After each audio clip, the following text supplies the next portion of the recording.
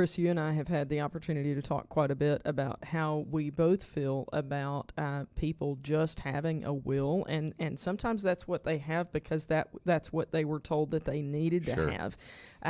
What would your response be to that? We kind of jokingly refer to wills in our office as the C- option.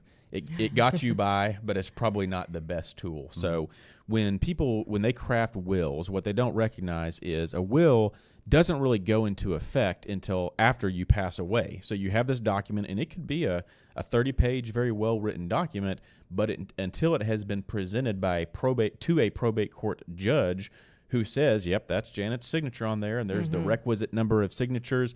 Now I'm going to nominate this executor to go wind down her estate, and you have to report back to the judge every single thing you do. So it's this arduous, time-consuming process. It might get your estate where you wanted to go, but not when you wanted it to go there. Well, and not cheaply, right? I mean, correct. You're going to have an attorney walk you through. I mean, we haven't asked you what the term probate means yet. That's coming in just a moment. Sure. But really, that's what you're referencing is that the will does not help you avoid probate. In fact, you're going to be forced into going through that. That's correct. It's a ticket into the probate court process, which looks like you have to have a hearing in front of a judge who approves it and appoints somebody, and then their job is to do whatever the will says to do. The other misconception that people get kind of burnt out on is that the will only governs assets that are in your individual name. So if you've got accounts that are jointly titled with somebody, or you've got an IRA that has a listed beneficiary that you forgot to list some other ones on, the will is irrelevant for those, and the beneficiary designation is just going to trump whatever your will says. So let's contrast that.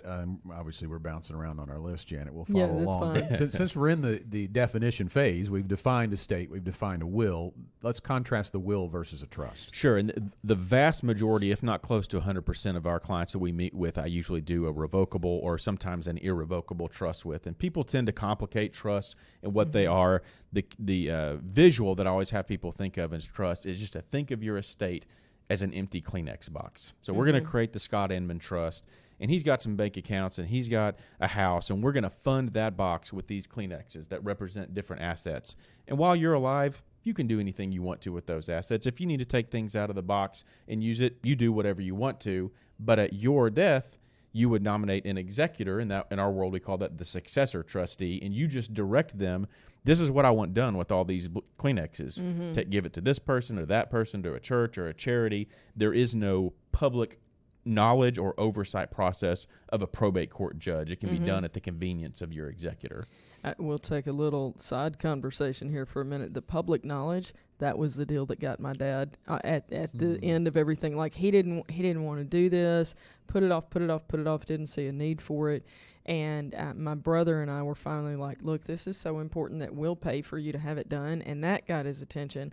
And then when he realized, wait a minute, you mean if I don't do this, everything that I own is going to be in the newspaper for somebody else to read? And my dad was a very private man, and he went, okay, done. There's a lot of unnecessary information at probate clerks' offices. Yes, I would agree with that.